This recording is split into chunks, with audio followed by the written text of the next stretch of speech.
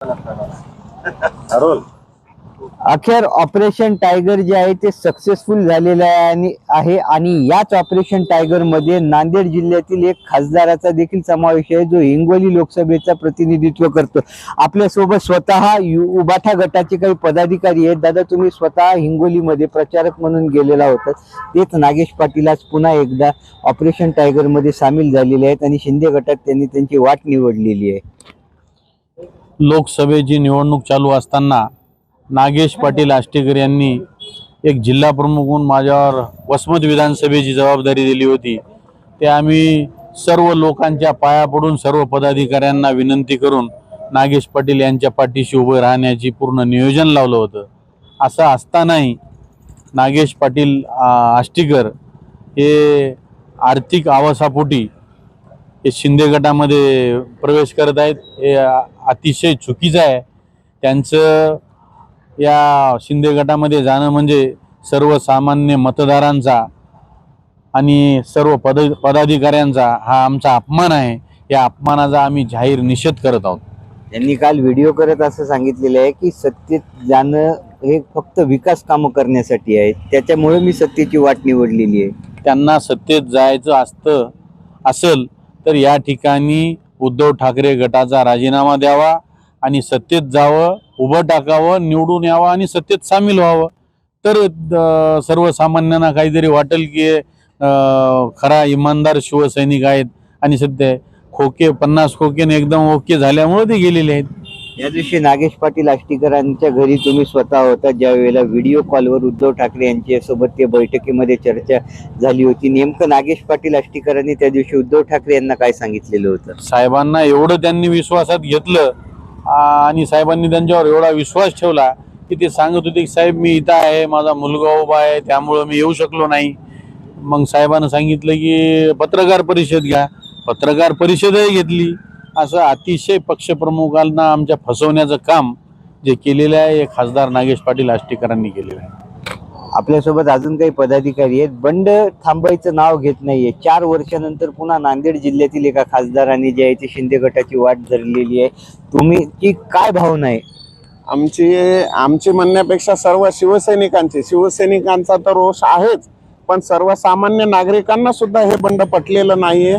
खरं तर या खासदारांनी जे 6 खासदार गद्दार खासदार गेलेले आहेत त्या प्रत्येकाने सत्तेविरोधात म्हणा किंवा शिंदे गटाच्या विरोधात किंवा भाजपच्या विरोधात डायरेक्टली सत्तेच्या विरोधात यांनी तांडव ओकला, त्याच्यानंतर टीका केल्या। आणि हेच गेलेले खासदार हे एकनाथ शिंदेंना मी जबाबदारीनं बोलतोय, टीका करत होते की 50 खोके एकदम ओके।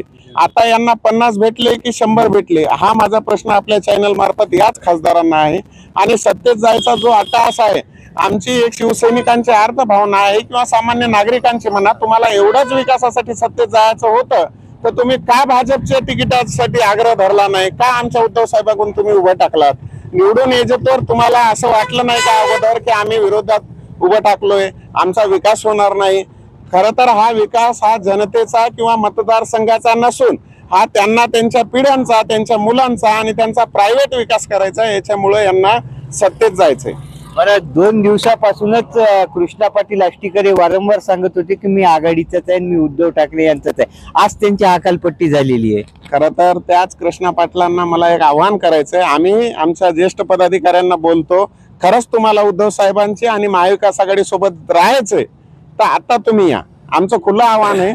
सत्तेत असल्यावर किंवा आमची जी महाविकास आघाडीची मतं हवी होती त्यामुळे त्यांनी फक्त दाखवायसाठी किंवा सोशल मीडिया ट्रेंड करण्यासाठी हा केलेला अट्टहास आहे। खरंच कृष्णा पाटलांना जर आमच्या शिवसेनेसोबत किंवा उद्धव साहेबांसोबत काम करायचं असेल तर आम्ही सुद्धा त्यांच्या वतीनं उद्धव साहेबांना आग्रह करू की त्यांनी यावं, पण येताना त्यांच्या वडिलांना विरोध करून यावं।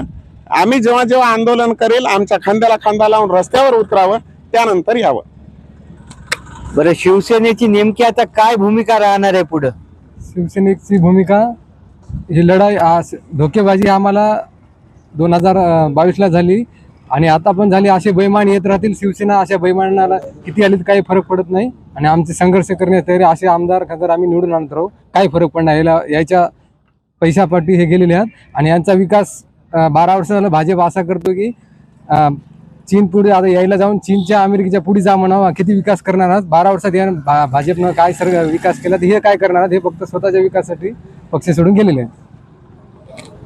फुटलेले जे खासदार आहेत ते स्वतःच्या स्वार्थासाठी गेल्याची प्रतिक्रिया जी आहे ते शिवसेना उद्धव बाळासाहेब ठाकरे गटाच्या पदाधिकाऱ्यांनी आपल्याशी संवाद करताना सांगितलेले आहे. तसेच ज्या खासदारांना विकासासाठी जायचं होतं त्यांनी शिवसेनेचा राजीनामा द्यावा आणि खुशाल सत्तेत जावं असं आवाहन देखील करण्यात आलेलं आहे. कॅमेरा पर्सन धनंजय दारुंकेसह अभिषेक उद्गटे, एबीपी माझा, नांदेड.